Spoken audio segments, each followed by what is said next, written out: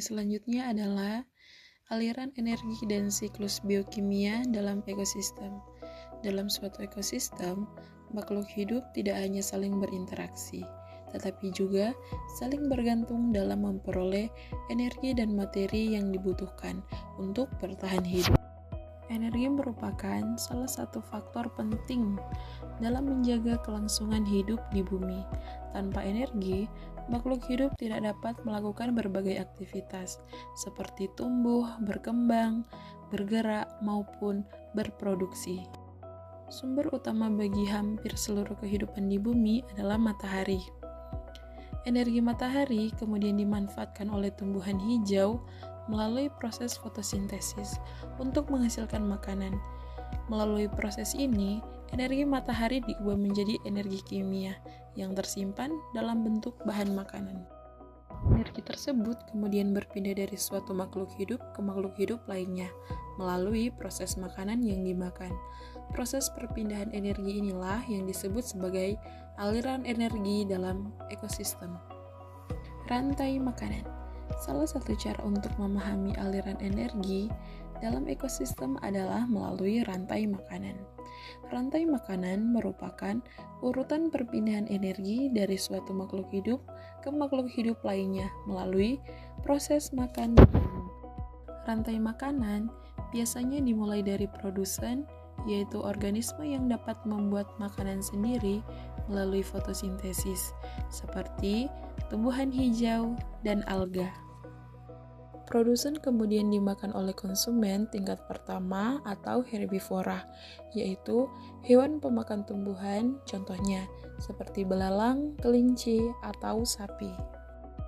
Selanjutnya, konsumen tingkat pertama akan dimakan oleh konsumen tingkat kedua, yaitu hewan karnivora atau hewan pemakan hewan, contohnya seperti katak atau burung. Pada tingkat yang lebih tinggi terdapat konsumen tingkat ketiga atau predator puncak, seperti ular atau elang. Sebagai contoh, rantai makanan yang sederhana dapat digambarkan sebagai berikut. Rumput dimakan oleh belalang, belalang dimakan oleh katak, katak dimakan oleh ular, dan ular dimakan oleh elang. Melalui contoh tersebut, kita dapat melihat bagaimana energi dan matahari yang diserap oleh tumbuhan akhirnya berpindah ke berbagai makhluk hidup lainnya. Jaring-jaring makanan. Dalam kenyataannya, hubungan makan dan dimakan di alam tidak hanya terjadi dalam satu rantai makanan saja. Banyak rantai makanan yang saling berhubungan sehingga membentuk jaring-jaring makanan. Jaring-jaring makanan adalah kumpulan beberapa rantai makanan yang saling berhubungan dalam suatu ekosistem. Sebagai contoh, dalam ekosistem sawah, padi dapat dimakan oleh berbagai hewan, seperti belalang, ulat, tikus, maupun burung. Kemudian tikus dapat dimakan oleh ular, sementara burung dapat dimakan oleh elang. Hubungan yang saling terhubung ini membentuk jaringan hubungan makan yang kompleks. Jaring-jaring makanan menunjukkan bahwa setiap makhluk hidup memiliki peran penting dalam suatu ekosistem. Jika salah satu organisme mengalami penurunan jumlah atau bahkan punah, maka hal tersebut dapat mempengaruhi organisme lain dalam jaring-jaring makanan tersebut. Karena itu, keseimbangan populasi makhluk hidup sangat penting untuk menjaga kestabilan ekosistem. Piramida ekologi. Aliran energi dalam ekosistem juga dapat digambarkan melalui piramida ekologi. Piramida ekologi adalah diagram berbentuk piramida yang menggambarkan jumlah organisme, biomasa, atau energi pada setiap tingkat trofik dalam ekosistem. Dalam piramida ekologi, bagian dasar piramida biasanya ditempati oleh produsen karena jumlahnya paling banyak. Semakin ke atas, jumlah organisme biasanya semakin sedikit. Piramida ekologi terdiri beberapa jenis, yaitu piramida jumlah yang menunjukkan jumlah organisme pada setiap tingkat trofik. piramida biomasa yang menunjukkan total massa makhluk hidup pada setiap tingkat trofik.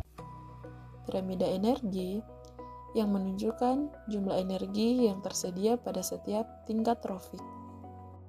Pada setiap perpindahan tingkat trofik, sebagian energi akan hilang dalam bentuk panas karena digunakan untuk aktivitas kehidupan.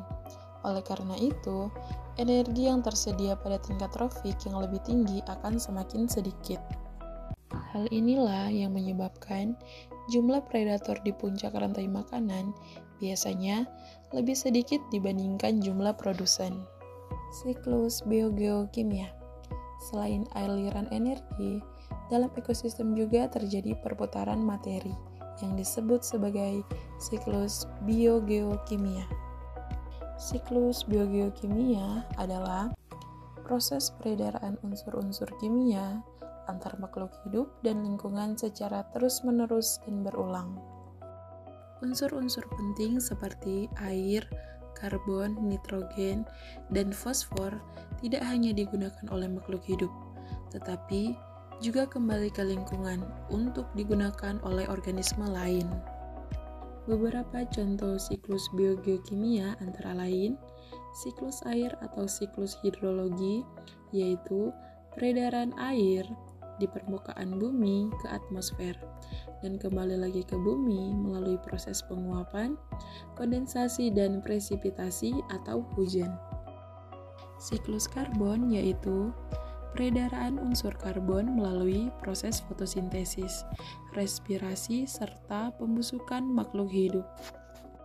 Siklus nitrogen yaitu peredaran nitrogen dari atmosfer ke tanah dan kembali lagi ke atmosfer melalui berbagai proses biologis yang melibatkan bakteri. Siklus-siklus tersebut sangat penting karena memastikan bahwa unsur-unsur yang dibutuhkan makhluk hidup tetap tersedia di alam. Dari berbagai pembahasan yang telah dipelajari, kita dapat memahami bahwa ekologi mempelajari hubungan antara makhluk hidup dengan lingkungannya. Dalam ekosistem, makhluk hidup saling berinteraksi melalui berbagai bentuk hubungan seperti simbiosis, kompetisi, maupun predatorisme. Selain itu, kehidupan dalam ekosistem juga bergantung pada aliran energi dan perputaran materi yang terjadi secara terus-menerus. Energi mengalir melalui rantai makanan, jaring-jaring makanan, dan piramida ekologi. Sementara, unsur-unsur penting dalam kehidupan berputar melalui siklus biogeokimia. Semua proses tersebut saling berkaitan dan membentuk keseimbangan ekosistem yang memungkinkan kehidupan dapat berlangsung di bumi.